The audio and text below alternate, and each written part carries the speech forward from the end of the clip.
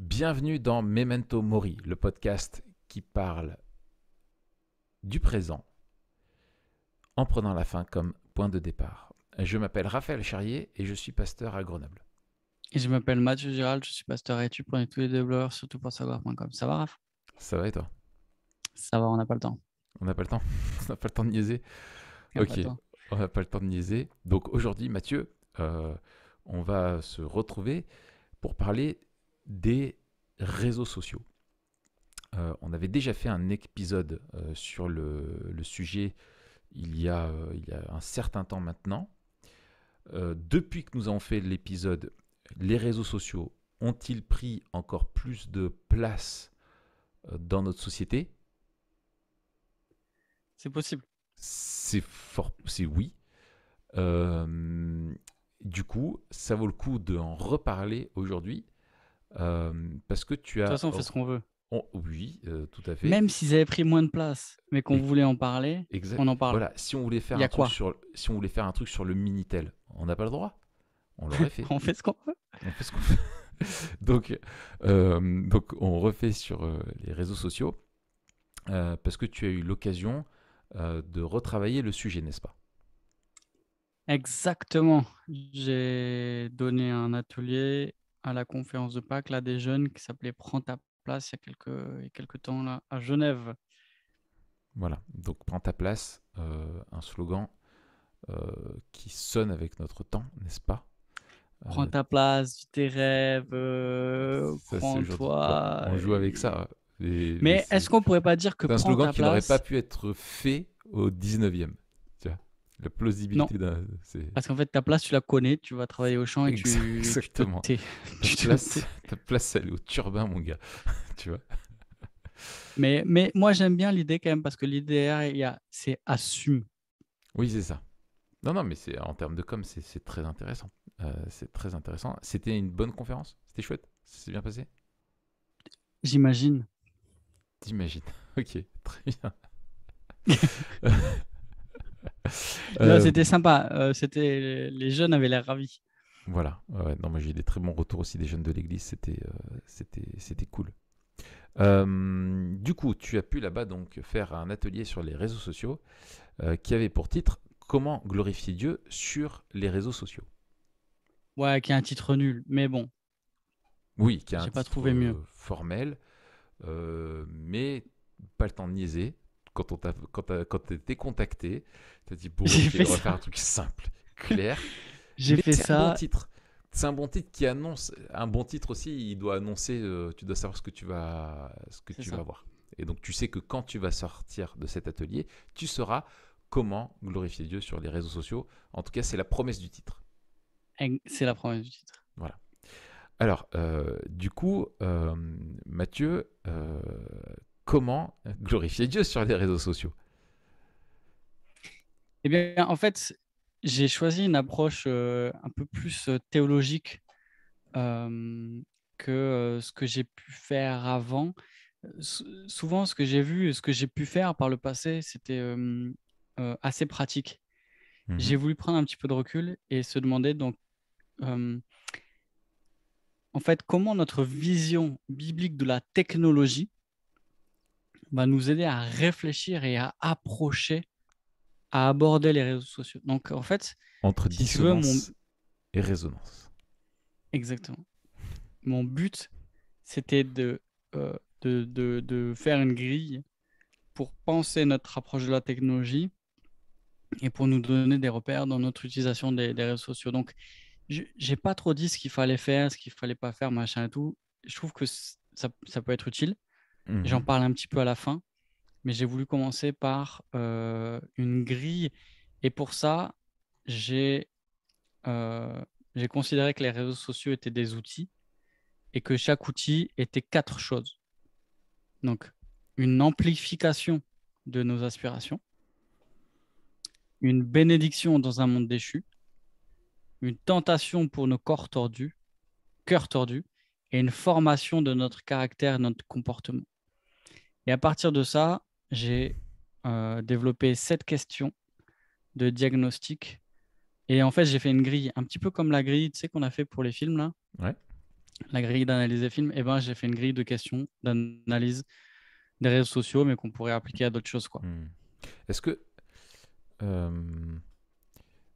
que, euh, c'est pas une question piège, hein, mais est-ce que tu as posé la question aux jeunes parmi ceux que tu avais en face de toi, combien avaient au moins un réseau social ou un truc comme ça? Ouais, j'ai fait un peu sondage à main Ouais, levée sur Instagram, TikTok, etc. ouais, Presque tous les jeunes, par exemple, avaient Instagram. d'accord.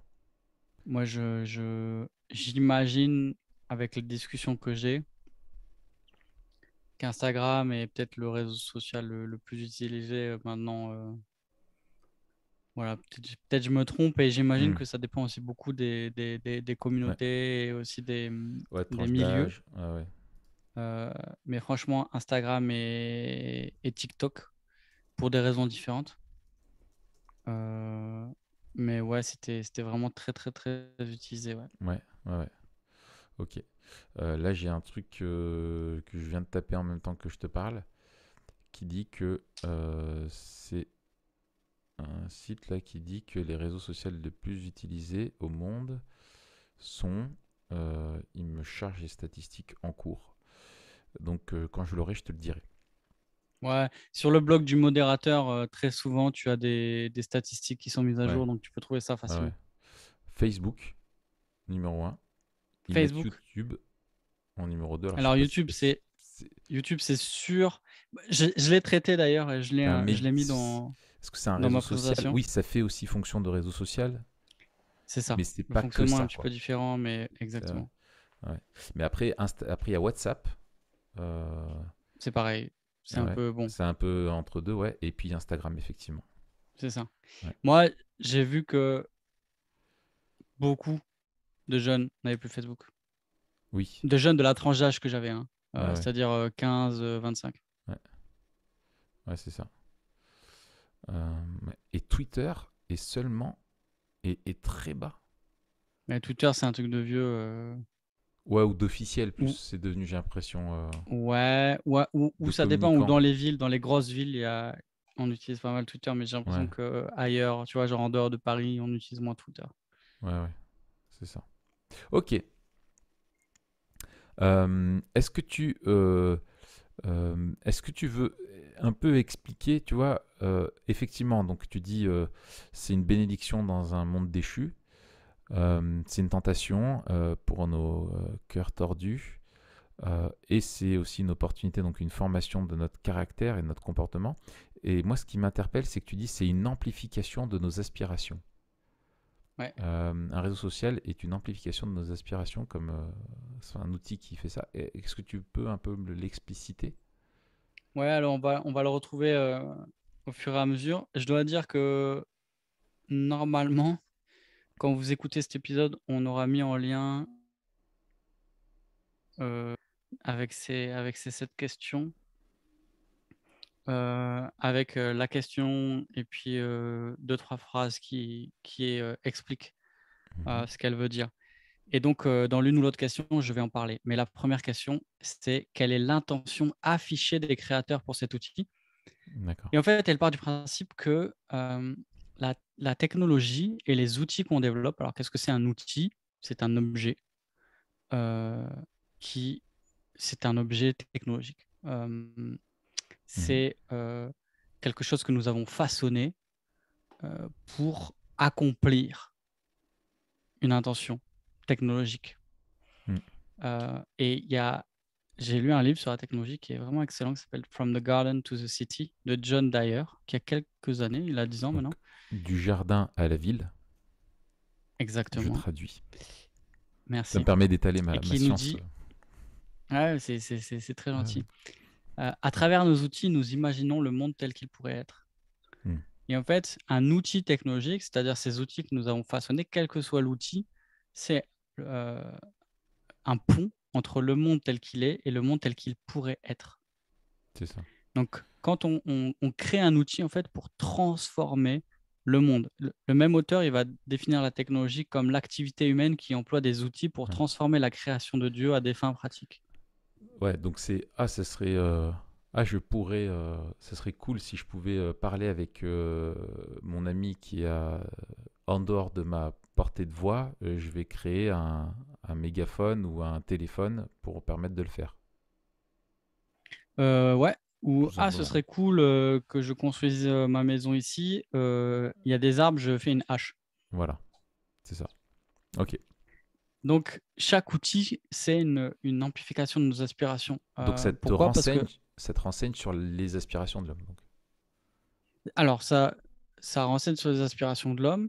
euh, et chaque outil nous permet de nous rapprocher d'un monde idéal. Donc, à chaque fois qu'on façonne un outil, on est en train de façonner le monde. On Mhm. se crée quelque chose pour pouvoir façonner le monde. Et du coup, la première question à se poser en partant de ce principe-là, c'est quelles sont les intentions qui animaient le créateur de cet outil? Et Mhm. donc, moi, j'ai pris dans mon atelier, et puis je te propose de faire la même chose ici, j'ai pris Facebook comme fil conducteur un peu pour appliquer ces questions-là. Et donc, si on cherche la mission de Facebook en ligne, on trouve cette phrase: «Notre mission, donner à chaque personne la possibilité de construire une communauté et de rapprocher le monde». Et sur une autre page, on lit: «Nos produits permettent à plus de 3 milliards de personnes de partager leurs idées, de s'entraider et de changer le monde». Donc Mhm. là, on part, et je pense que c'est important quand on réfléchit aux usages de partir de là. C'est pas, c'est pas ça le dernier mot, hein, et on va le voir pourquoi, mais on part de l'intention qui est affichée. Et là, donc, Facebook crée maintenant Meta, la maison mère un petit peu qui a Facebook, qui a Instagram, qui a WhatsApp, et cetera. Leur intention, c'est de créer des outils pour connecter chaque personne de la planète. Et ça, c'est une intention aussi qui est, tu le lis hein, quand tu lis des interviews, et ça, c'est aussi intéressant de lire des interviews des créateurs des outils. Mhm. Euh, le, le, le, le but de Zuckerberg, c'est vraiment de connecter chaque personne de la planète, de leur donner la possibilité de partager leurs idées, de pouvoir créer des communautés, et aussi de permettre des synergies pour s'entraider et changer le monde. Mhm. Et donc, pourquoi c'est important de partir de cette question-là? Parce que euh, en questionnant leurs aspirations et en questionnant leurs intentions, on est en train de se demander, mais quel est le monde que cette entreprise, ces entrepreneurs veulent bâtir avec la technologie qu'ils ont créée? En fait, dans quelle histoire je rentre? Mhm. De quoi je fais partie quand j'utilise un outil qui a été créé pour cela? Mhm. Et donc, en fait, pourquoi c'est important? Parce que bien sûr que l'usage il va dépasser ce pourquoi il a été créé, mais on va le voir, le cadre, le contexte d'existence de l'application va pour beaucoup déterminer ce qu'on en fait. Ça, c'est la deuxième question. La deuxième question, c'est quel est le cadre d'existence, le contexte de l'application. Euh, le smartphone n'est pas neutre comme aucun outil, dans le sens où euh, on entend souvent ce qui compte, un outil est neutre, ce qui compte, c'est sa manière de l'utiliser. Mhm. Mais en réalité, aucun outil est neutre, dans le sens où euh, l'usage est toujours déterminé par l'intention du créateur, puisque le créateur a créé un outil pour un but. Mhm. Il a un but en tête, mais aussi dans un certain contexte. Par Ah, exemple, là, il y a enfin, juste, je te coupe là-dessus, je rebondis. Je t'avais ouais, envoyé un tweet là, qui avait été fait par un gars aux US qui disait, quand il y a eu le massacre là, à Utoya, là, le truc terrible, euh, où il disait vous pouvez mettre toutes les armes dans une pile dans Central Park et personne ne serait tué. C'est les humains qui choisissent de faire un plan d'exécution des hommes. Et le problème, c'est pas les armes, c'est le mauvais désir de l'homme, quoi. hmm, Enfin bref, voilà, bah, justement, c'est intéressant parce que moi, j'ai pris cet exemple, j'ai pris l'exemple de la K-47, qui est Mm. peut-être l'outil de guerre le plus connu et le plus vendu au monde, hein, Mhm. un fusil d'assaut. Euh, Tu peux utiliser un AK-47 pour bloquer une porte, mais il n'a pas été conçu pour ça. Mm. Je me rappelle encore d'une citation, alors je ne sais pas qui c'est qui a dit, mais c'était rapporté par ma professeure d'histoire de l'art aux Beaux-Arts, qui avait demandé est-ce qu'on peut utiliser un Rembrandt pour repasser. Euh, Tu peux utiliser un AK-47 pour bloquer une porte, mais il n'a pas été conçu pour ça. Mhm. Il a été conçu comme un fusil d'assaut dans un contexte bien particulier. Il est conçu après la Deuxième Guerre mondiale. Euh, le fait est que c'est rarement utilisé pour autre chose que pour faire la guerre ou que pour tirer pour des gens. Pourquoi? Sur des gens. Pourquoi? Parce qu'il a été conçu pour cela. Et c'est pas un fusil de chasse, par exemple. On n'utilise pas un AK-47 pour aller à la chasse. Mm. Donc on pourrait dire oui, mais c'est un fusil, on pourrait tirer soit sur des animaux, soit sur des humains. Non, en fait, c'est un fusil d'assaut avec comment on dit, une portée, tu vois, qui est définie pour un certain type de combat. Et c'est pour ça qu'il est surtout utilisé pour de la guérilla urbaine, parce que la portée, la légèreté, le recul, la maniabilité, mais aussi la manière dont il est fabriqué Mm. fait qu'il peut être utilisé dans beaucoup de situations, dans beaucoup de contextes, surtout avec du sable, la saleté, Il bref, beaucoup s'enraye de pas, choses. ouais. Enfin, il s'enraye très peu. Exactement.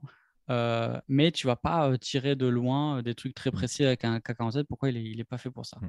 J'ai tiré, Euh, moi, au AK et à alors? l'armée. Ça fait des sensations intéressantes.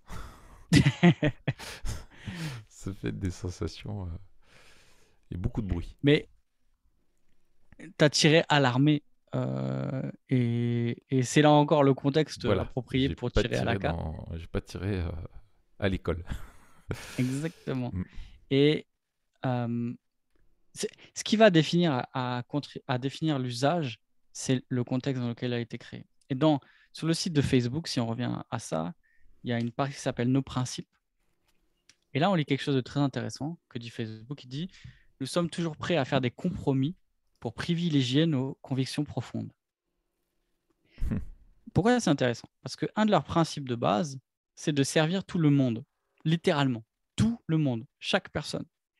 Et donc, ils expliquent nous œuvrons pour rendre la technologie accessible à tout le monde et notre modèle commercial se base sur la publicité afin que nos services restent gratuits.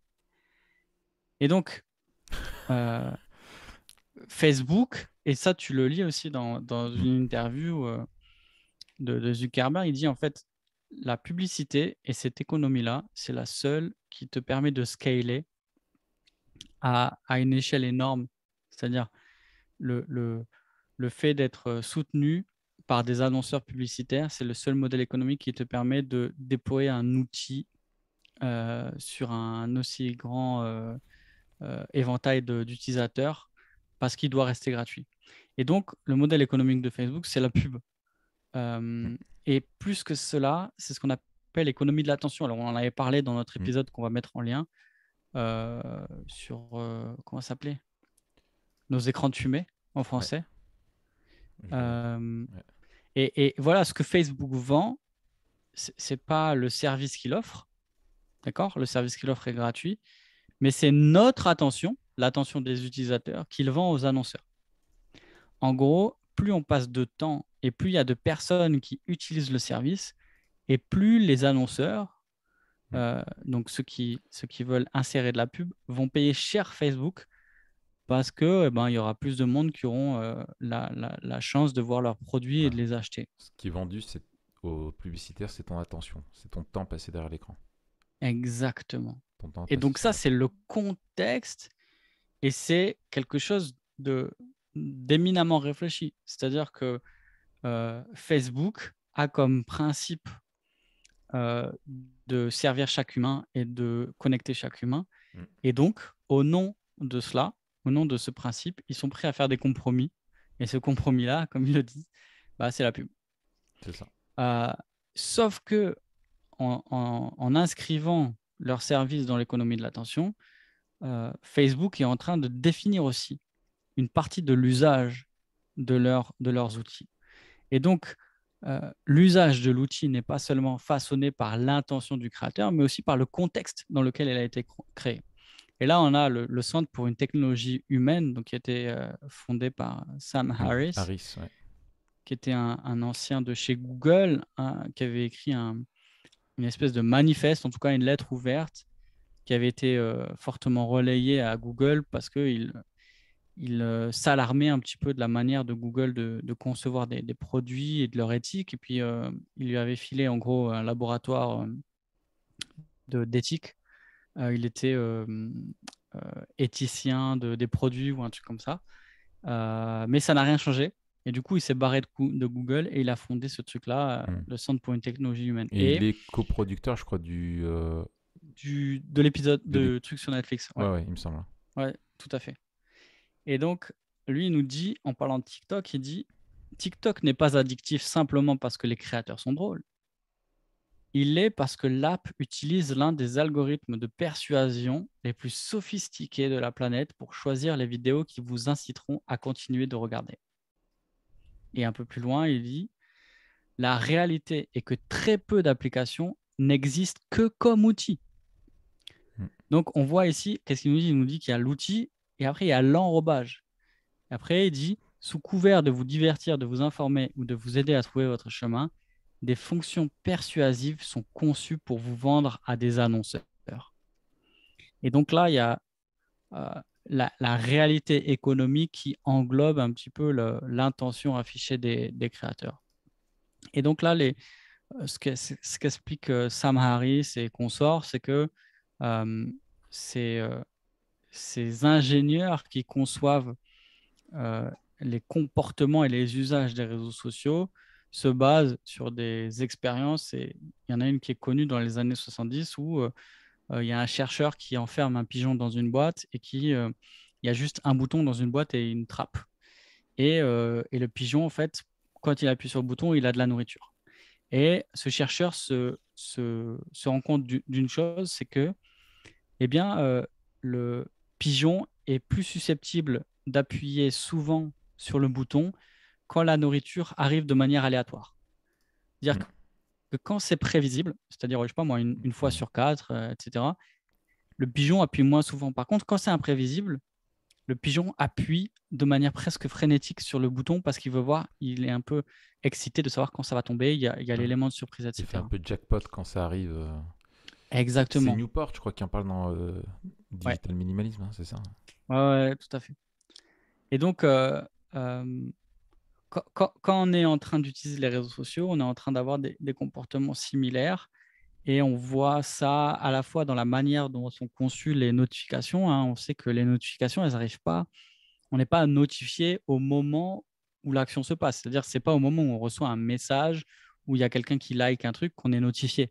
Non, il y a Mhm. des algorithmes, en fait, qui délivrent les notifications de manière aléatoire, en tout cas, enfin, c'est un faux aléatoire, hein, bien sûr, Hmm. ces algorithmes, et même qui groupent les notifications, de sorte qu'on ait plusieurs notifications en même temps. Hmm. Hmm. Et et il y a des comportements ou des conceptions comme le scroll to refresh, tu vois, le fait Ouais, d'appuyer et de relâcher. tu fais glisser. Ouais. euh, Exactement. Ou le endless scrolling, c'est-à-dire, tu vois, au lieu d'avoir des pages, c'est un défilement à l'infini. Ça rappelle effectivement ce que tu disais dans les casinos, les bandits manchots et les trucs Hmm. comme ça, le jackpot. Ouais, c'est Et designé dans ce but-là, quoi. C'est pas le fruit du hasard que ça exactement. soit comme ça. Et justement, tu parlais de Cal Newport, et lui, il dit dans son livre, la Digital Minimalism, les gens ne succombent pas aux écrans parce qu'ils sont paresseux. Ouais. Alors nous, on dirait quand même un peu, mais parce que des milliards de dollars ont été investis pour rendre cela inévitable. Hmm. Donc, le contexte de l'application, c'est de favoriser en fait cette addiction. Et j'avais lu aussi une interview de Sean Parker, qui est l'ex-président de Facebook, et il dit, et là je le cite, hein, l'objectif en développant Facebook, c'était de répondre à la question comment consommons-nous le plus possible votre temps et votre attention consciente? Hmm. C'est cet état d'esprit qui a mené à la création de fonctions telles que le bouton like, Hmm. qui donne aux utilisateurs un petit coup de dopamine pour les encourager à poster plus de contenu. C'est une boucle de rétroaction de validation sociale. Alors, Hmm. ça, si ça vous intéresse, on va mettre aussi en lien, en description, une super série qu'avait fait Arte, qui s'appelle Dopamine, et qui explique la manière dont les différents réseaux sociaux, justement, marchent et le lien avec la dopamine et les neurotransmetteurs. Il dit, je continue à citer Sean Parker, on exploite une vulnérabilité en psychologie humaine. Tous nos esprits peuvent être détournés. Nos choix ne sont pas aussi libres que nous le pensons.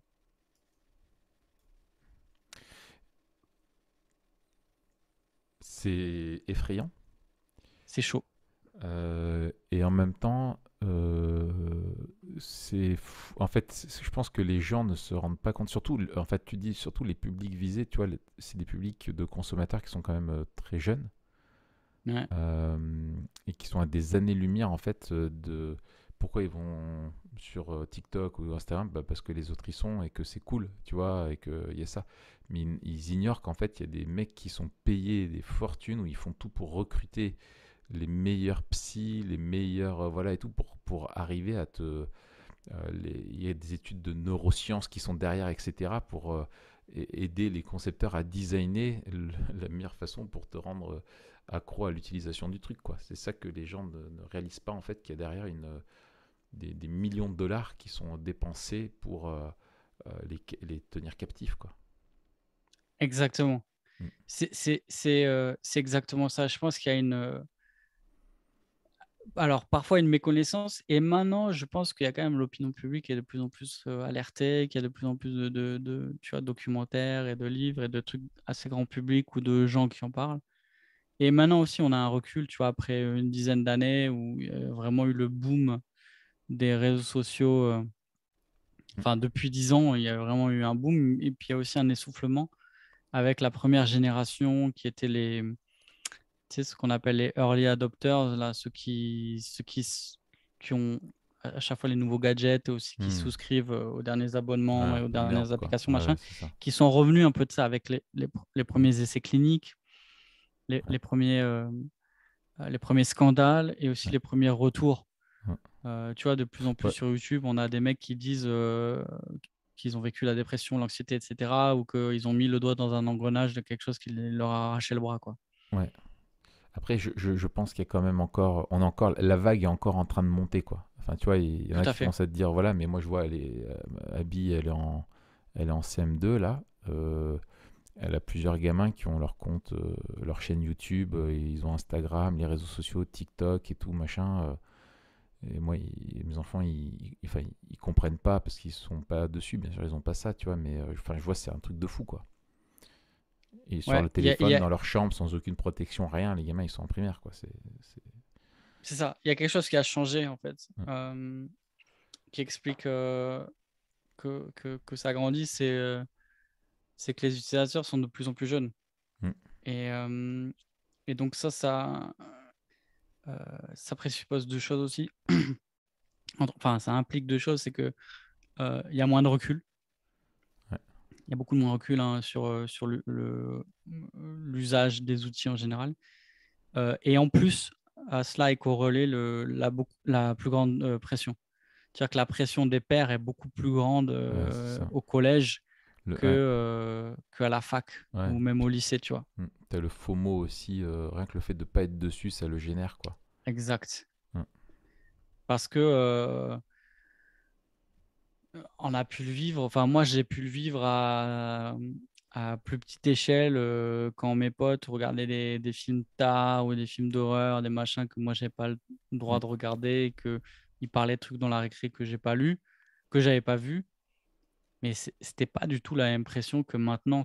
Tout le monde a vu un truc, tout le monde se partage les trucs, et que tu fais pas partie de la communauté presque Mm. si tu n'es pas sur tel ou tel réseau ou dans tel ou tel groupe. Donc on a une pression, et ça, on doit le mesurer aussi pour nous qui sommes parents ou qui sommes, tu vois, grands frères, grandes sœurs dans l'église. C'est que le monde dans lequel vivent les adolescents maintenant, et l'adolescence, on la pense aussi beaucoup plus tôt qu'avant, Ouais. n'est pas du tout la même qu'il y a 20 ans, quoi. C'est ça. Et là-dessus, tu vois, je me dis, il y a un truc, je pense, des fois hyper, je pense, pernicieux. Enfin, c'est instinctif ce que j'ai, c'est que je vois qu'il y a beaucoup de parents qui donnent à leur enfant, du coup, quand ils ont le smartphone, l'accès à ces apps-là comme une récompense. Donc, si Hmm. tu bosses bien, tu fais tout bien, du coup, tu auras le temps à ça. Donc, tu crées déjà un truc de récompense. sur des apps qui sont designées pour susciter ça encore plus. Et je ne sais pas dans quelle mesure, en fait, parce que ça peut pas durer comme ça. Au bout d'un moment, le gamin a totalement accès au truc. En fait, au lieu de lui apprendre à être responsable, tu vois, et à se mettre des limites, tu utilises le levier, tu vois, de la récompense. Et je sais pas dans quelle mesure, en fait, ils ne sont pas en train de nourrir une frustration de l'usage du truc et de les préparer où le jour où la bride est lâchée à se jeter complètement dedans. Enfin, tu vois, c'est des questions que je devrais me poser un jour quand mes enfants auront un smartphone, tu vois, mais Hmm. c'est bref, voilà, ça m'interpelle. Ah non, c'est clair, mais Besoin de sagesse, Abby, hein. elle est au collège là, Abby? Elle y rentre là en septembre, là. Ah ouais, waouh, ok. Ouais. Et Ah tous les purée, bon parents chance. disent, bah, gamin, il rentre au collège, il faut qu'ils aient un smartphone. C'est ça.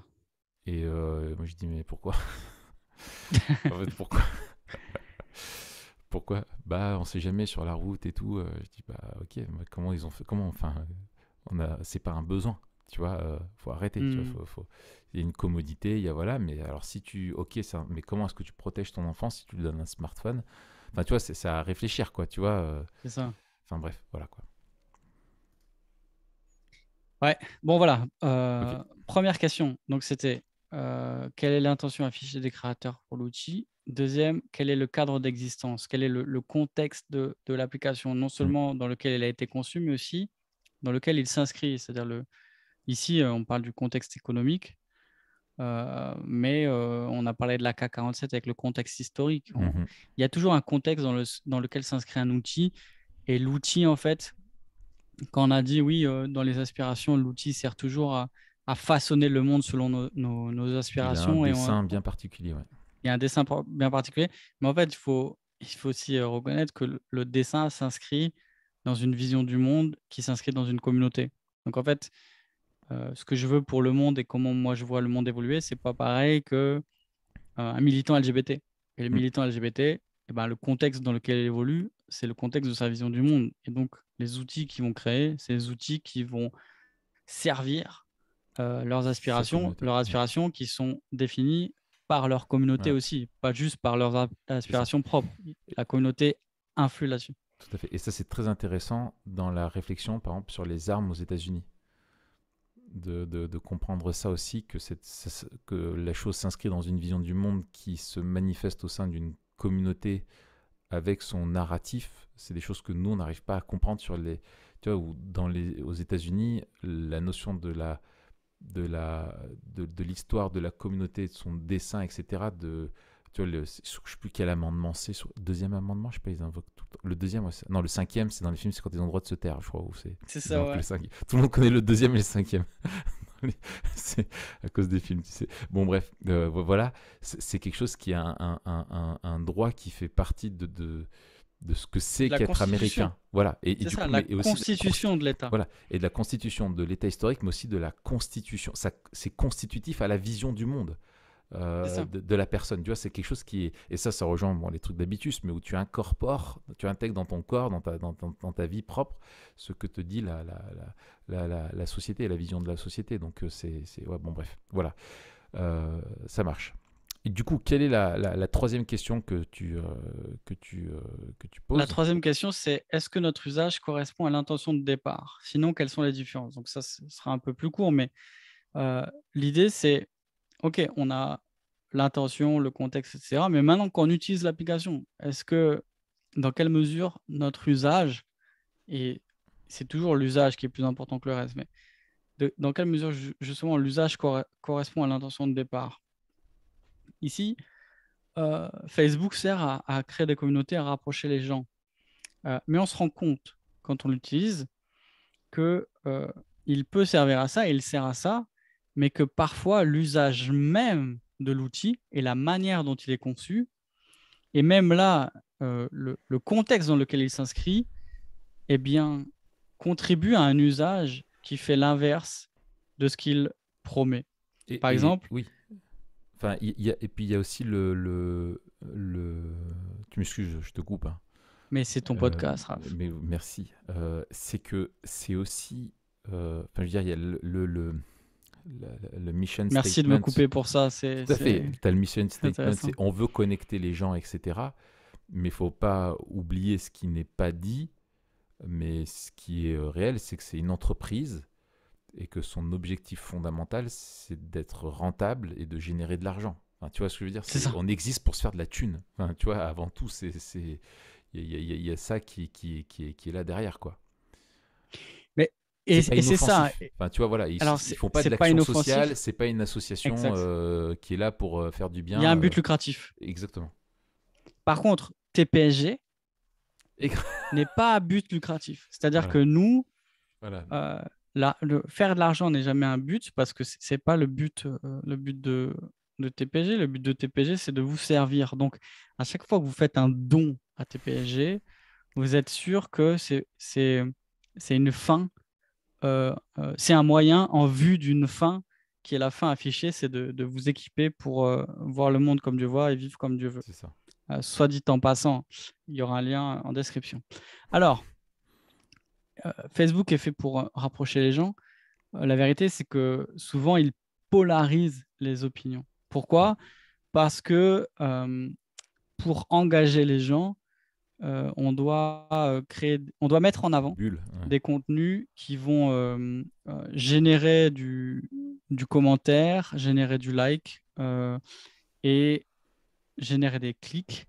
Et en fait, c'est les choses clivantes qui vont être mises en avant dans l'algorithme parce que c'est les choses clivantes qui vont susciter de l'interaction. Et plus on suscite de l'interaction, et plus en fait on passe du temps sur l'application. Voilà. Et Il y a aussi, l'algorithme va te donner plus facilement des informations qui correspondent à ce que tu aimes et qui sont clivées, donc qui vont générer de l'engagement de ta part. en fait, là où tu t'engages. Voilà, c'est ça. C'est-à-dire que c'est pas juste ce que tu aimes, mais c'est là où tu t'engages. Mm. Et, et si tu commentes sur des trucs avec lesquels tu n'es pas d'accord, eh ben, tu vas en voir encore plus souvent. Voilà. Pourquoi? Parce que c'est là où Voilà. Tu vas tu fais quelque chose, en t'engager. fait, tu passes du temps et tu Voilà. t'engages. C'est là où tu vas passer du temps et c'est là où eux, ils gagnent de l'argent. Il y a aussi un phénomène qu'on appelle le phénomène des bulles, où des communautés se regroupent. Et finalement, et c'est ça qui crée aussi le sens fort de la communauté, c'est qu'on trouve facilement des gens qui nous ressemblent. Mais on se rend compte que ces communautés, elles sont hermétiques. Et là, on retrouve quelque chose que Tony Reinke disait bien dans son livre sur 12 manières dont le smartphone vous change. Il dit souvent on est proche de ceux qui sont loin, mais qui nous ressemblent, alors qu'on est loin de ceux qui sont proches et qui sont différents. Et là, on doit dire que la communauté par excellence que Dieu a créée, c'est l'Église. L'Église, elle est caractérisée par le fait d'être unie à Christ et que ce n'est pas nous qui nous rapprochons, c'est Dieu qui nous unit à son Fils par la foi. Mm. Et c'est là la beauté de la grâce de Dieu. Cette grâce, il fait grâce à qui il fait grâce. Et donc, il fait grâce à des gens qui ne se ressemblent pas. Mais lui, il les rassemble. Il les rassemble dans l'Église. Et donc, si on veut avoir une vraie image de ce qu'est une communauté, on regarde à l'Église. Or, quand on regarde sur les réseaux sociaux, ça ne ressemble pas du tout à l'Église. euh, Parce Si, que on a si, des... tu as des églises qui sont sur les réseaux sociaux uniquement maintenant. Tu te tais. C'est ton podcast, mais il y a des limites à pas dépasser. Il y a des limites. Tu te calmes. Tu Euh, arrêtes. tu arrêtes. Euh, me lance pas là-dedans. Je ne Donc, sais plus où j'en étais. Enfin bref, vous avez compris le délire des bulles. voilà, Euh, c'est ça. En fait, fondamentalement, il y a quelque chose qui sous-tend l'existence et la manière de fonctionner de Facebook et des autres réseaux sociaux, à vrai dire.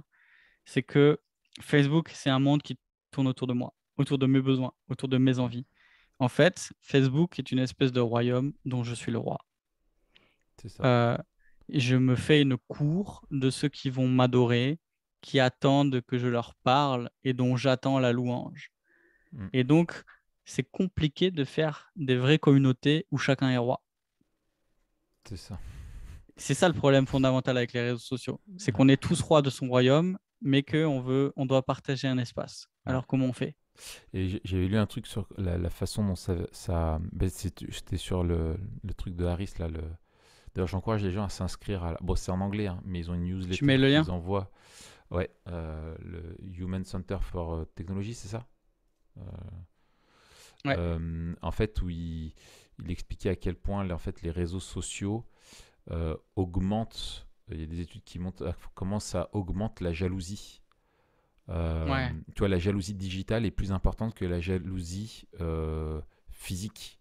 Tu vois, t'es pas jaloux des gens que tu vas croiser dans la rue qui ont tel ou tel truc, mais tu les vois sur les réseaux sociaux parce que c'est designé pour générer aussi la mise en avant de l'ego et de la compétition entre les personnes. Parce que si tu es le roi au milieu, tu vois, dans ta communauté, tu as d'autres rois et du coup, tu vois, ça accentue la compétitivité hmm, et tout ça, quoi. à fond. Mm. Donc ça, c'est la troisième question. Donc euh, il faut, c'est là où on a résonance et dissonance, n'est-ce pas? Tout à fait. On regarde l'intention, on regarde pourquoi l'outil est créé, puis on regarde ce qu'on en fait, et on se dit, OK, est-ce que vraiment, en fait, ça joue? Mm. Est-ce qu'on utilise un AK-47 pour bloquer une porte ou pas? Mm. Quatrième question, à quelles aspirations du cœur cette app fait-elle écho? Euh, alors ici, c'est mon ami Quentin Polinari qui m'a fait remarquer qu'il y avait peut-être une ambiguïté sur le terme aspiration, donc je vais l'expliquer. Et puis peut-être un jour, je ferai quelque chose de plus précis après avoir creusé la question. Qu'est-ce que j'entends par aspiration? J'entends euh, ce à quoi le cœur humain aspire parce qu'il a été créé par Dieu et qui sert en fait de base à ce que l'on fait. Et donc nos aspirations, euh, c'est la manière dont je vais le présenter là, nos aspirations sont un petit peu euh, les choses que nous recherchons parce que nous avons été créés par Dieu et qui se manifestent par des désirs. Après la chute, ces désirs peuvent être bons si nous avons été régénérés par Dieu ou mauvais à cause du péché. Et donc, on peut rechercher au mauvais endroit des choses bonnes pour lesquelles on a été créé. Je ne sais pas si c'est clair, Raph. Oui, pour moi, c'est très clair. OK. Donc, parmi ces aspirations, j'en ai listé 20. Je ne vais pas toutes les lire, je les mettrai dans le doc. Mais parmi, tu vois, les principales, se sentir en sécurité, se sentir reconnu, être heureux, trouver un sens à sa vie, aimer, être aimé, euh, être connu mais pas jugé, vivre dans un monde parfait, avoir un impact ou faire une différence, défendre la liberté et la justice, vivre pour toujours, découvrir de nouveaux horizons. Bref, j'en ai listé une vingtaine comme ça. Et si maintenant on compare cette liste avec l'intention des créateurs de Facebook, eh bien on peut voir que Facebook, dans sa mission qui est affichée, répond à plusieurs de ces aspirations. Par exemple, directement, il y a se sentir appartenir à une communauté. Ça, c'est quelque chose pour lequel on a tous été créés. C'est quelque chose auquel on aspire tous. Et c'est quelque chose que promet Facebook, en fait. Mm. Facebook promet des communautés desquelles on peut appartenir, auxquelles on peut appartenir.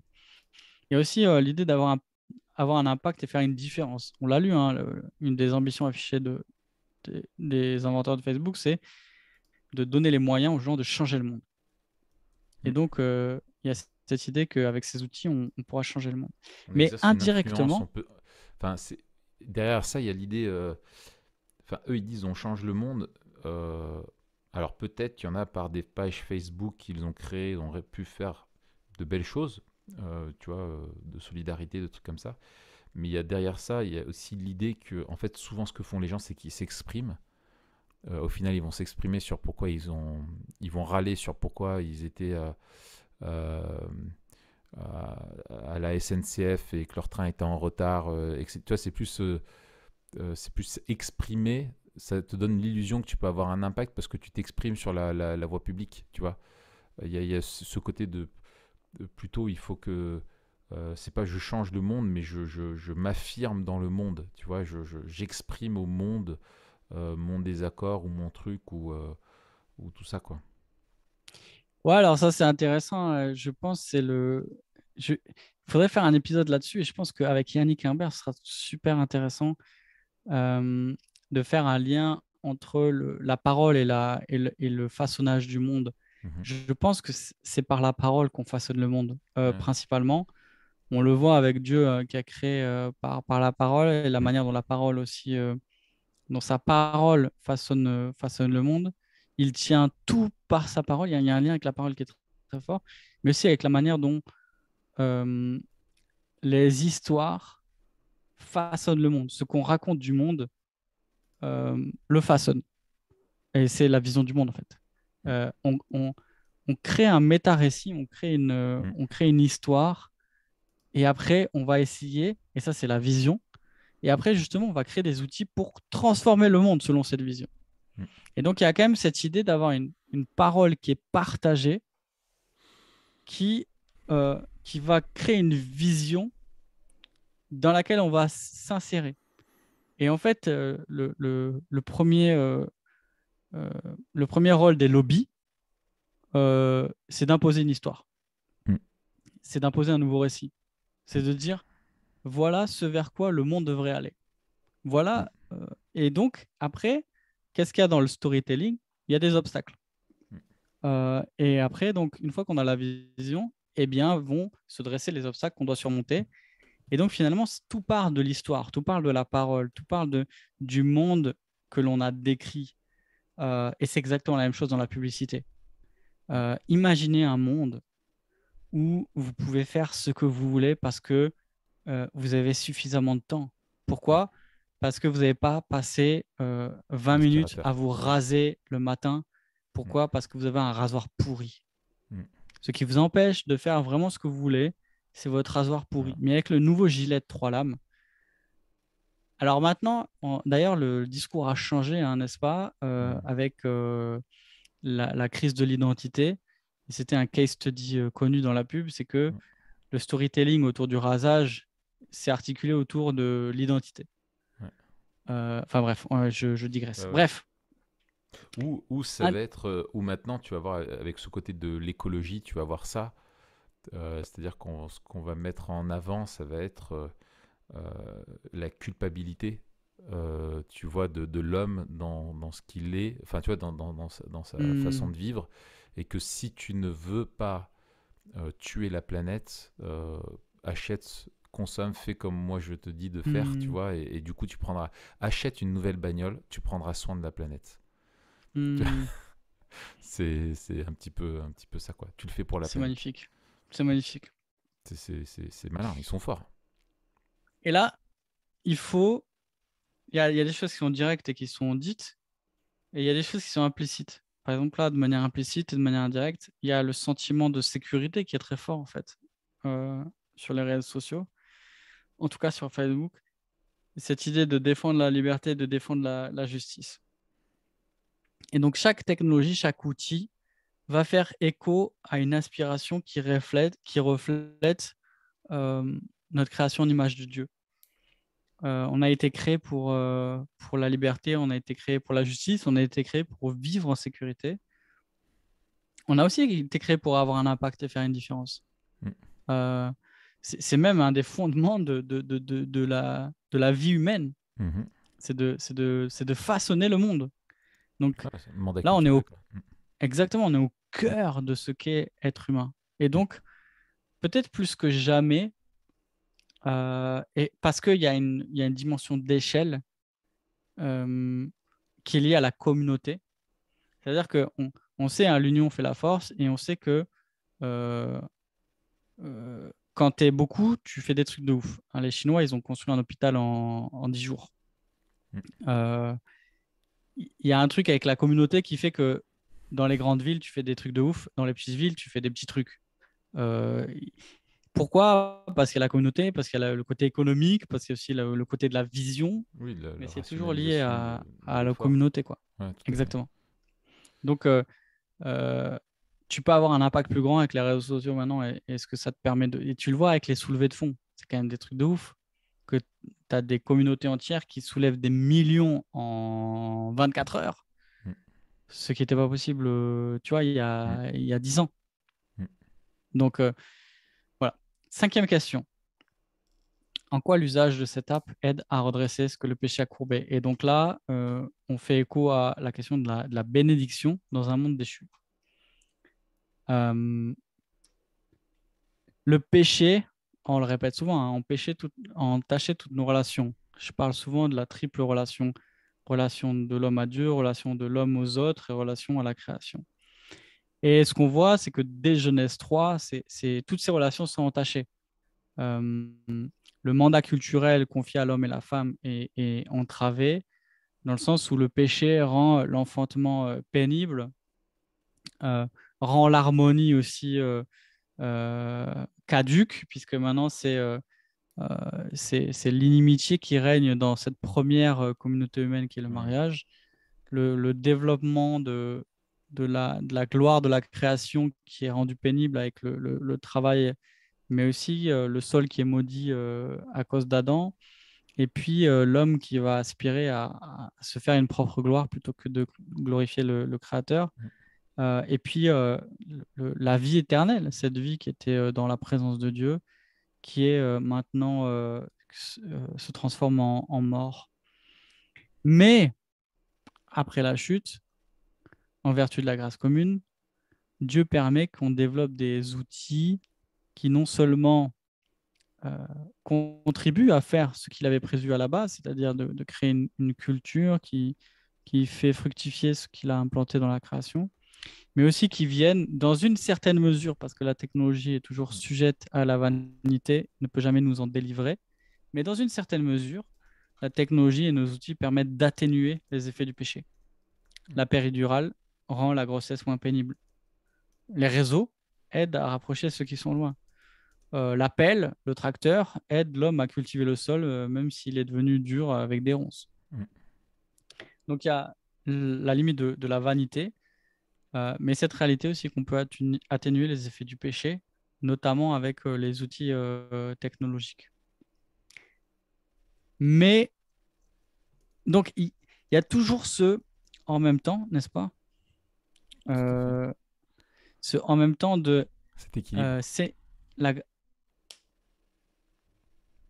cette tension, cette tension équilibre, Mm. cette tension entre cette grâce commune et puis cette vanité. Exact. Euh, Herman Bavinck, 1908. Herman Bavinck, il regarde en arrière, regarde le 19e, il voit l'invention du télégramme, l'invention du télégraphe, l'invention du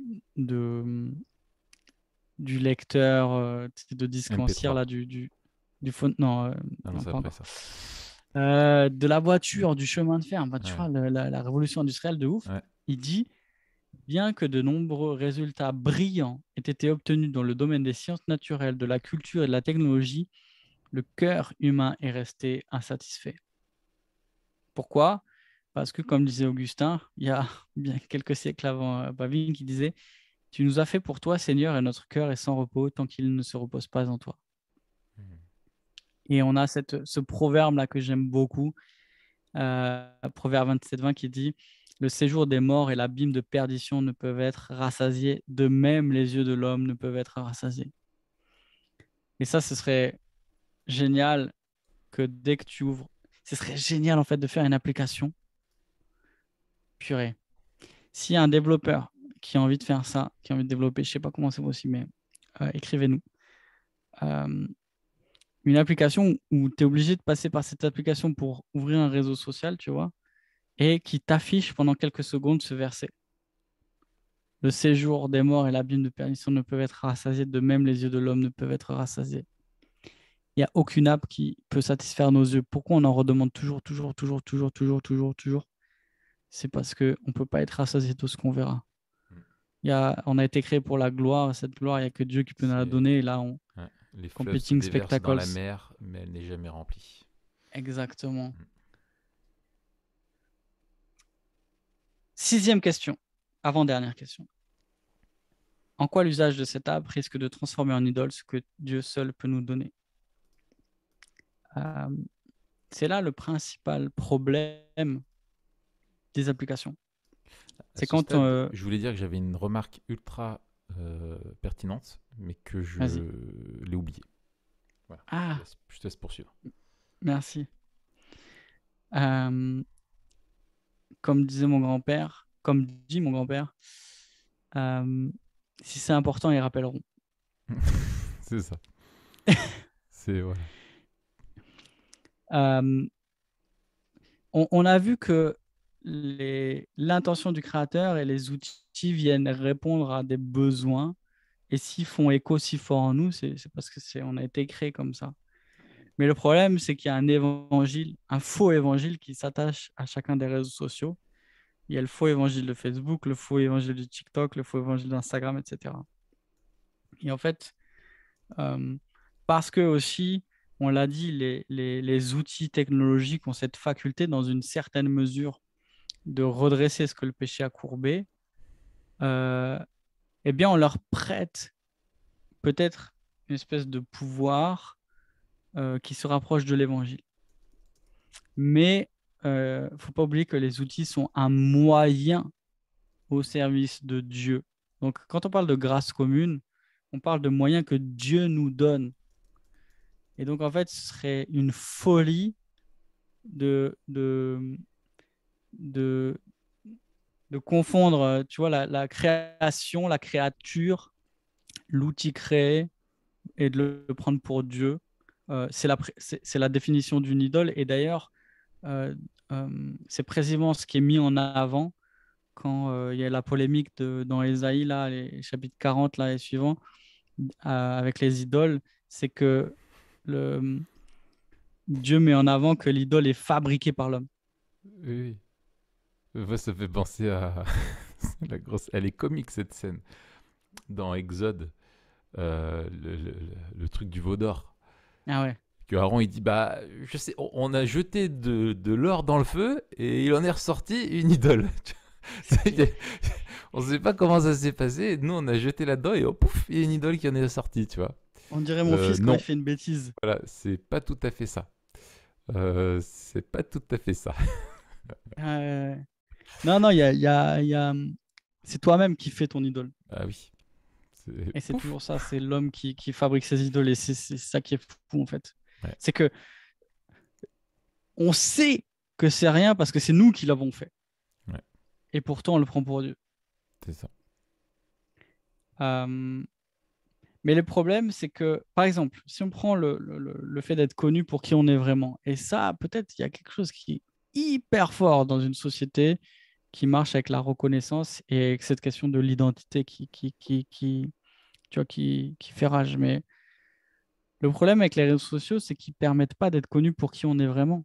En fait, cette promesse-là de exprime-toi et, euh, et, et, et donne au monde à voir qui tu es vraiment, C'est- ça ne marche pas parce que, un, on ne sait pas vraiment qui on est nous-mêmes.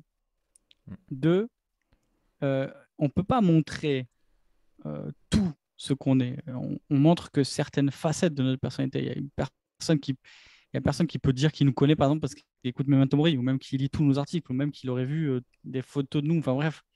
mm, Trois, les réseaux sociaux induisent une certaine manière de se présenter. C'est-à-dire que euh, la manière, ce que tu peux remplir comme champ, euh, a été pensé par les concepteurs de l'application qui veulent que tu te présentes comme ça.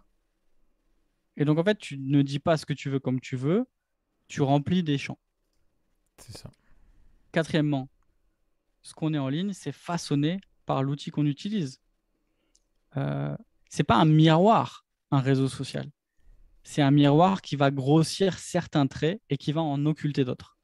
Mm, Et donc, en fait, il va mettre en avant certaines choses et cacher d'autres, qui fait que il y a certains aspects de notre personnalité qui vont être euh, particulièrement mis en avant et d'autres qui vont être totalement occultés.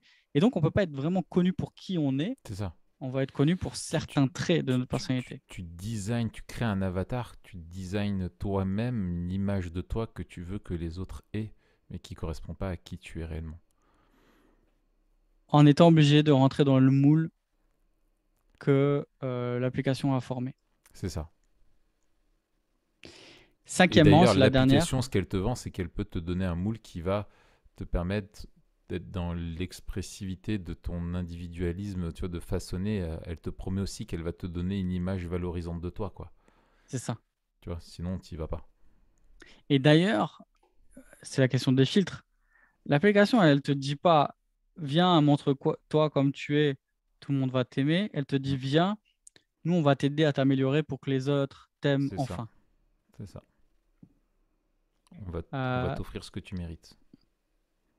et on va t'offrir ce que les autres veulent. Et c'est la promesse d'une idole, en fait, qui se prend pour Exactement. Dieu en disant, je vais te donner ce qui est bon pour toi, quoi. Et puis, enfin bref, ouais.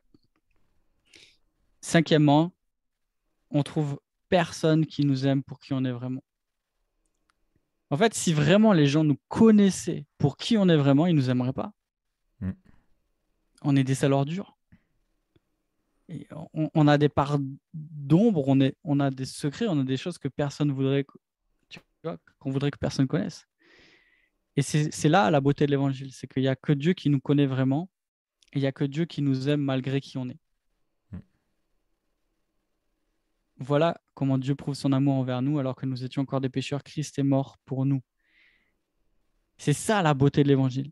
Mm. Et c'est ça le, le, le, le seul qui peut nous aimer vraiment comme on est, euh, c'est Dieu. Mm.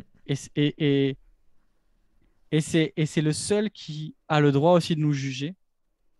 Et c'est le seul qui va nous juger. Et c'est aussi le seul, alors il a le droit de nous juger, qui dit, je, j'aurai le droit de te punir dans ma colère, mais par amour et par grâce, euh, je t'aime au point d'offrir mon fils mourir à ta place. Mm. Et, et là, c'est tout l'inverse en fait du réseau social qui dit, on va te mettre dans une situation telle que personne ne pourra résister au fait de t'aimer. Et c'est un leurre. Ouais. Parce qu'on sait très bien que on n'atteindra jamais, et c'est ce qui pousse les gens à la dépression, c'est qu'à un moment donné, la communauté exerce une pression telle qu'ils sont obligés de se conformer à des standards que eux ont projetés, que l'outil a favorisé et que la communauté a cristallisé, qui sont inatteignables. Mm. Et Mm. ça, sur le long run, ça t'écrase. Pourquoi? Parce que tu vas toujours finir écrasé par le poids de ton idole. Ouais. Pourquoi? Parce que l'idole te promet quelque chose qu'elle ne peut pas te donner et elle attend quelque chose que tu ne peux pas donner. Mm. Et Dieu, c'est le seul qui a donné ce qu'il attend de nous, parce qu'on était incapable de le donner. Mm. Euh, et donc, il n'y a que la grâce, il n'y a que l'évangile de la grâce qui est l'antidote aux attentes et aux faux évangiles des réseaux sociaux. Mm. Septième et dernière question, avant d'avoir une question 8, qui est la question bonus. Je vais aller un peu plus vite sur cette septième dernière question. C'est comment cet outil me transforme-t-il? Ça, j'avais dit, hein, c'est la Mm. quatrième chose qu'est un outil, c'est une transformation. Mm. Nous, on façonne le monde avec nos outils, mais nos outils nous façonnent. Et c'est John Dyer dans son livre hein, From the Garden to the City qui parle de l'appel.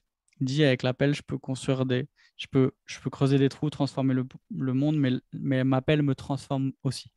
Mm. Hein, si j'utilise longtemps, mes muscles vont grossir, mon dos va tirer, mes ampoules aux mains vont se développer, mais aussi l'environnement dans lequel j'utilise. Tu vois, la pluie, le soleil, les moustiques, les ronces, tout cela va me façonner. C'est mon corps même qui va être transformé par mes outils. Et c'est le centre pour une technologie humaine, encore une fois. Euh, donc c'est humanetech.com. J'ai mis le lien. Ah, super, merci. Mm.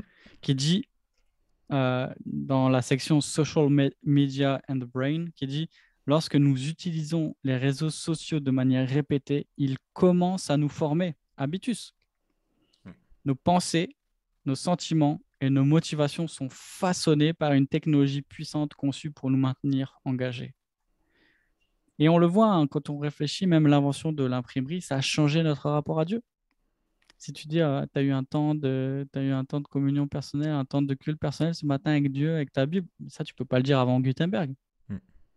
Parce que les gens, ils n'ont pas de Bible. Mm. Souvent, ils ne savent pas lire. Mm. Donc il y a un autre rapport.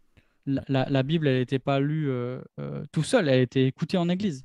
Ouais. Elle était écoutée en public, elle n'était pas lue en Mm, privé. mm, Euh, nos outils changent notre corps, on l'a dit, mm. nos outils Et, changent la- nos rapports et, aux, la- aux autres. et l'outil, enfin, te transforme et il crée aussi, enfin, ça rejoint, enfin, ce point-là, je trouve, rejoint le point de cette notion de bulle que génère l'algorithme qui fait que tu vas te retrouver avec des avis qui sont, enfin, qui est fait pour susciter l'engagement. Donc, tu vas te retrouver avec une communauté qui te ressemble ou qui lutte pour les mêmes choses que toi. Enfin, bref, etc. On l'a déjà dit. Ça crée vraiment ce côté de ça te transforme parce que ça rend ce que tu crois plausible, parce que tu trouves un écho, tu vois, dans les autres ou dans ce que tu vois. Tu vois, c'est pas juste, il me semble, l'usage qui te transforme, mais c'est le contenu de l'app aussi qui a une influence sur toi. Ouais. Tu vois, Oui, tout à fait. si tu te bats pour un truc, voilà, il y a l'influence communautaire de ça, où c'est ce que les sociologues ils parlent de structure de plausibilité. Ce que toi tu vis ou ce à quoi tu aspires, tu vois d'autres qui le vivent devant toi, donc ça rend plausible la chose, quoi. Et du coup, ça Oui, c'est ça. t'influence, Utiliser un et ça outil. t'influence, et ça te renforce dans l'usage, tu vois, de le faire de la même façon que quand tu vois à la salle, tu vois des mecs, par exemple, qui vont être très musclés, tu vas être musclé, bah, c'est plausible si je viens ici que je devienne comme eux. Donc, Exactement. le venir me transforme, mais aussi de les voir me transforme. Enfin, tu vois, t'as plusieurs leviers de renforcement de l'idée que. Exactement. Mm. Et en plus, euh, c'est intéressant de réfléchir aux outils et de l'impact des outils. C'est parce que nous, souvent, on pense qu'au contenu. Ouais. Mais avec Marshall McLuhan, donc, qui a réfléchi vraiment à la question de la technologie et surtout de la communication, et lui, il écrivait dans les années 60, 70, fin 60, sur la télévision. Il a cette phrase, Medium is the message. Mm. Et il dit, une grande partie, en fait, du message est déjà contenu dans le médium. Mm. Euh, et ça, Ouais, c'est intéressant, par exemple. le design de l'app et le message de l'app. Exactement. Mm. La manière dont l'app est conçue et la Mm. manière dont on l'utilise dit pour la plupart ce qu'elle veut dire. Ouais. Euh, D'où, et enfin, pour illustrer ce qu'on disait, c'est pas anodin que tu aies un fil infini, que tu puisses scroller, et non exactement. pas des pages dans lesquelles que tu tournes, que tu aies ce rafraîchissement des pages, etc. Voilà, tout ça est fait. Ouais. Exactement. Et c'est encore d'ailleurs dans son livre là qui a relevé ça, j'avais jamais relevé, mais c'est super bien dans la deuxième lettre de Jean 12, il dit, donc on est au premier siècle, hein, Jean qui écrit, j'ai beaucoup de choses à vous écrire, mais je n'ai pas voulu le faire avec le papier et l'encre. J'espère venir chez vous et vous parler de vive voix afin que notre joie soit complète. Mm. Donc là, Jean, il utilise une technologie qui est répandue, mais nouvellement répandue, l'écriture Mm. avec les papyries, etc. Et il reconnaît que écrire, c'est pas pareil que parler de vive voix. Et qu'il y a des choses qu'il préfère dire de vive voix, et que même le plaisir qu'il aura changera suivant le contexte. Oui, et c'est pareil. Enfin, ça, tout le monde en fait l'expérience, quoi. Une Exact. bonne nouvelle, tu veux pas la recevoir par, je sais pas, ta femme, elle tombe enceinte, t'as pas envie qu'elle te l'envoie dans un SMS entre deux trucs de courses à acheter, tu vois, qu'elle te l'annonce d'une autre manière, quoi. Ouais, mais ça pose la question, tu vois, de qu'est-ce que ça dit, l'émergence des break-up texts, par exemple, des SMS de largage. Ah oui, oui, C'est-à-dire qu'avant, tu étais obligé d'aller voir la personne pour lui dire, t'es après, tu obligé de l'as voir. appelé, Voilà, et maintenant, tu lui envoies un message, et alors voilà. maintenant, le truc ultime, c'est tu la ghostes, c'est-à-dire plus de nouvelles du jour au lendemain. C'est ça. Et ça, c'est. Ouais. Et donc, la technologie aussi permet ce qu'on disait. Ça renforce le truc, c'est qu'en même temps, elle est un don, et en même temps, elle montre aussi notre cœur, et elle peut renforcer notre comportement pécheur. Tu es de moins en moins courageux, quoi. Toi, ça te permet de te Exact, comporter comme un lâche. Avant, il fallait que tu assumes, maintenant, tu n'assumes plus. exactement. Assume. Assume. Mm. Dernière question, c'est la question 8, bonus. Maintenant, je fais quoi? Ouais. Et moi, mon, mon postulat, c'est que le principal danger des réseaux sociaux, c'est l'inaction. Mm. Et là, La passivité. exactement, je cite Tactique du Diable. Donc ça, c'est 1942, hein. Mm. Tactique du Diable, on a fait un épisode, on va le mettre aussi Ouais, ouais. en lien. C'est donc Livre à le lire. livre à lire, c'est un classique. C'est un vieux démon qui est chargé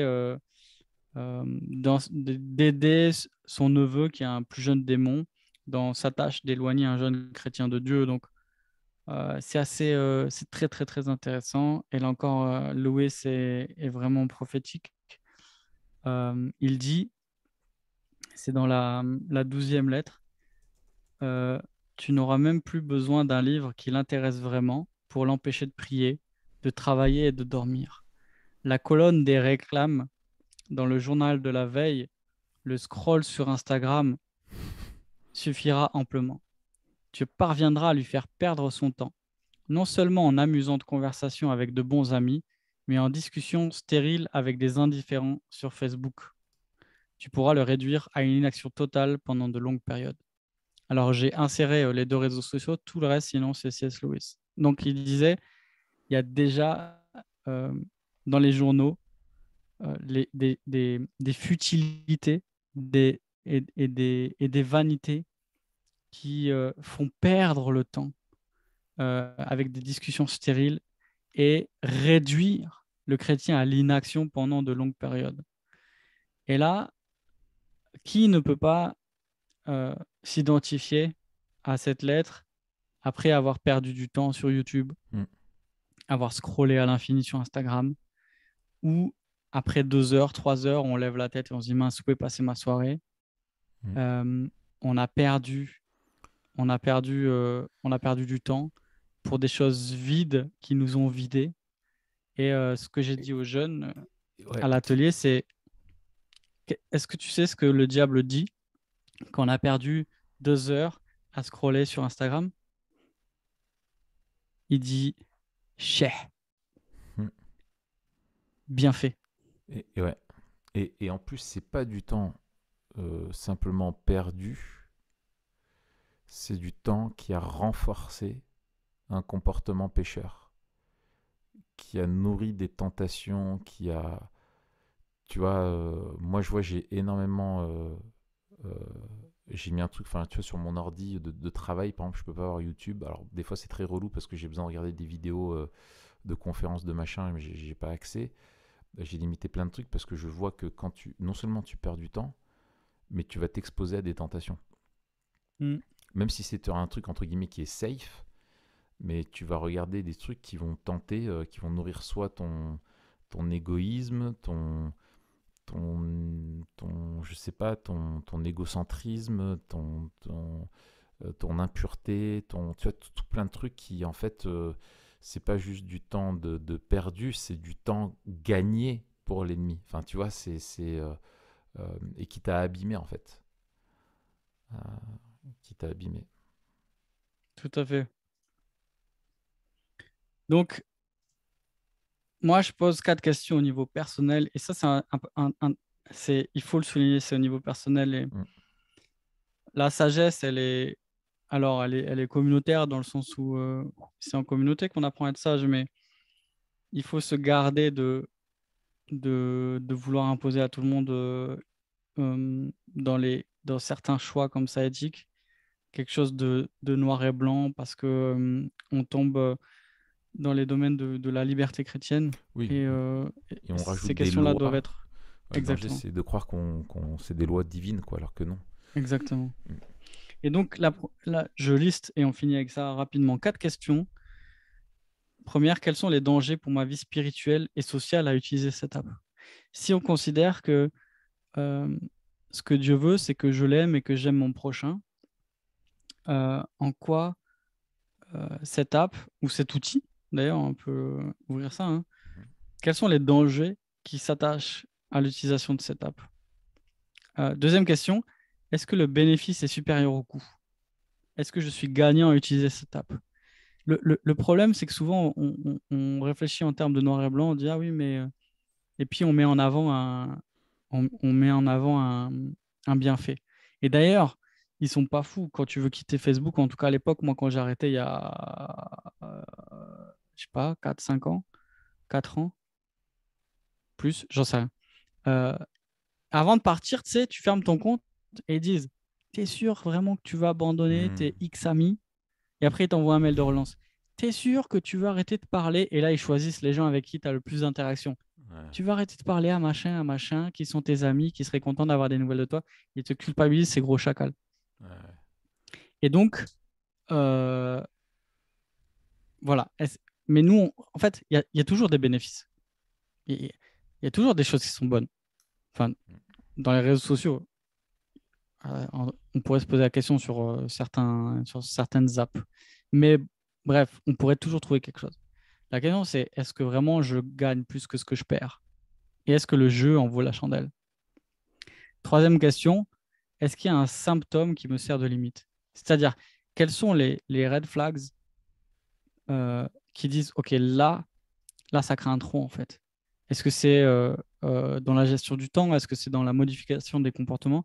Moi, je sais qu'il y a aussi certaines fonctions que j'ai bloquées. Par exemple, sur WhatsApp, je sais que j'ai enlevé le truc vu. C'est-à-dire que je ne peux pas voir quand les gens ont vu mon message. Il n'y a pas, tu sais, les trucs qui s'affichent avec la couleur, machin. Hmm. Ouais, ça Euh, aussi, j'ai mis. Pourquoi? Parce que quand le mec m'a pas répondu en 2 heures, comme je suis le roi de mon royaume et que j'ai envie que les gens fassent ce que je veux, quand le mec m'a pas répondu en 2 heures, je me dis, pétard, il a vu, il m'a pas encore répondu, c'est quoi ce truc? Et je sais que ça nourrit dans mon cœur, tu vois, une espèce d'impatience et aussi d'orgueil. Et dire, mais ça, je veux pas l'alimenter. Et bien sûr, oui, je pourrais me forcer et arrêter de penser comme ça, etc., etc. Mais me connaissant, j'ai dit, il est plus sage de limiter l'utilisation de l'application en supprimant cette possibilité. Parfois, il est plus sage de limiter l'utilisation de l'application en virant l'application. Et c'est ce que j'ai fait avec tout, en fait. Ouais, Enfin, c'est clair. quatrième question et dernière question. Comment je limite ce que je pourrais faire pour ne faire ce que je devrais faire, que ce que je devrais faire? La question, c'est pas qu'est-ce que je peux faire et utiliser au maximum. La question, c'est qu'est-ce que je devrais faire et est-ce que j'arrive à limiter suffisamment l'application pour m'en tenir à ça? Et sinon, est-ce qu'il y a une mesure radicale à prendre? Parce que j'arrive pas justement à limiter tout ce que je pourrais faire pour juste garder ce que je devrais faire. Hmm. Mais donc ça, cette dernière question, elle pose la question non seulement de... La deuxième question, elle pose la question de bénéfice. Cette-là, elle pose la question de la responsabilité. Est-ce que est-ce que l'usage de cette app, la manière dont elle est conçue et la manière dont moi je l'utilise, m'aide à assumer les vocations que Dieu m'a adressées, à être un meilleur chrétien dans ma famille, un meilleur mari, un meilleur père, un meilleur enfant, un meilleur frère, une meilleure sœur, Meilleur ami. dans l'église, dans la vie sociale? Est-ce que en fait, elle m'aide à assumer encore mieux ses responsabilités et est-ce que j'arrive à les utiliser avec assez de sagesse pour répondre à ce que Dieu me demande sans que le coût soit trop élevé? Donc voilà 4 questions il y a 7 questions de diagnostic que j'ai développées. Et ces 4 questions au niveau personnel, une fois qu'on a répondu à ces 7 questions de diagnostic, qu'est-ce qu'on fait? Une fois qu'on a vraiment établi le cœur, ce qui fait le cœur de cette app, qu'est-ce que j'en fais? Hmm. Et là, c'est un examen personnel, c'est une question de sagesse, de discernement. Et c'est là où peut-être on a besoin aussi d'être entouré, parce que le discernement vient aussi Hmm. du grand Et nombre de d'être- conseillers, hein. c'est ça.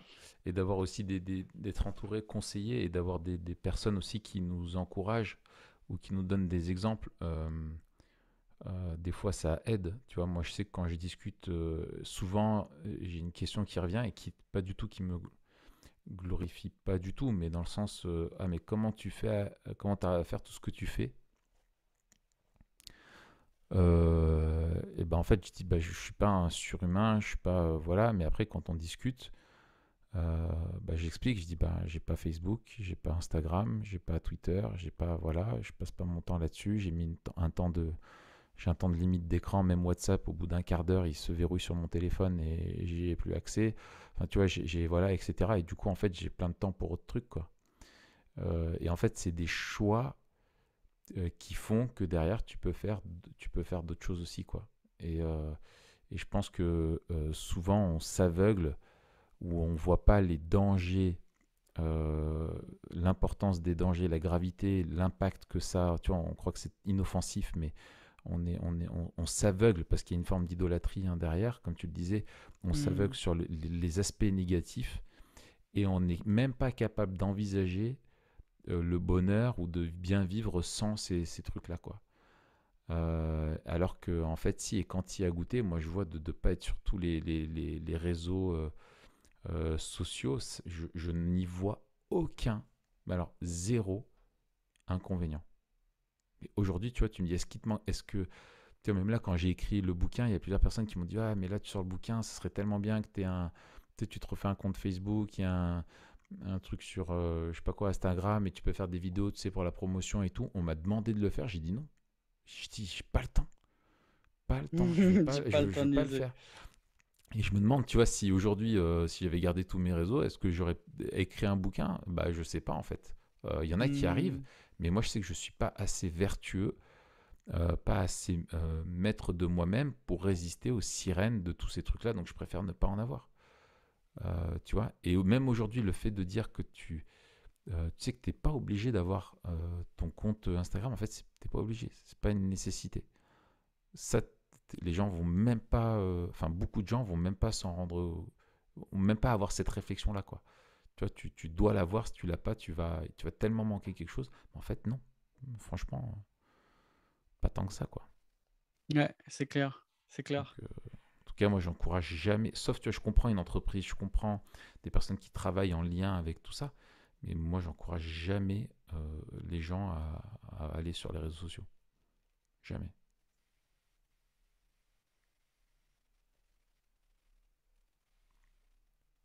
Les mecs, ils ont construit le truc sur la base d'expérience sur des pigeons. À un moment donné, il faut, À un moment donné, faut réfléchir. à un moment donné, quand même, les mecs. Enfin, voilà, tu vois ce que je veux dire. C'est le mec, il a designé son app. Alors, à la base, il a pris un pigeon. Il s'est dit, tiens, on va voir. Voilà. Donc, la définition de se faire pigeonner, tu vois, à un moment donné, il faut quand même se la poser, quoi. Tu vois. Exactement. Alors qu'on vit, je suis sûr que si on avait, enfin moi, tu vois, je prends mon exemple, c'est au no, enfin si on était très actif sur les réseaux sociaux, peut-être qu'on aurait beaucoup plus, tu vois, avec TPSG, Memento Mori et tout ça, on aurait peut-être beaucoup plus de résonance à ce qu'on fait. Mais on s'en fout. On s'en fout. On n'a pas Exactement. besoin de ça. On n'a pas besoin de ça. Ok, eh bien écoute, Matt, je te remercie pour tous ces précieux conseils. Vous avez la liste des questions à se poser dans l'article. Euh, Et vous qui- pouvez me retrouver sur tous les réseaux. Non. Voilà, exactement. Donc voilà. Et tu sais, un jour, il y a un truc à faire aussi sur les. Moi qui me m'épate toujours, sur toute la question des nudes. Tu sais, de ceux qui s'envoient des photos. Tu sais, les jeunes, tu sais, qui envoient des photos d'eux, voilà, avec le revenge porn et tout ça, voilà. Il y a vraiment un truc là-dedans, dans toute la démarche qui est quand même assez. Il y aurait plein de trucs à dire. J'ai déjà pas plusieurs fois réfléchi. Un jour, il faudrait qu'on fasse un épisode là-dessus. Ouais, ça c'est chaud, hein. Ouais, c'est très très chaud et il y a vraiment des trucs à dire là-dessus. Bref. Eh bien, merci Mathieu. Euh, on se retrouve la semaine prochaine Oui, pour un nouvel épisode. oui. On va, ça va être génial. On va bosser dessus et on vous tient au courant. Ouais, ouais, ça va être énorme. Voilà. Allez, bonne fin de journée. Salut Raph, à bientôt. Salut.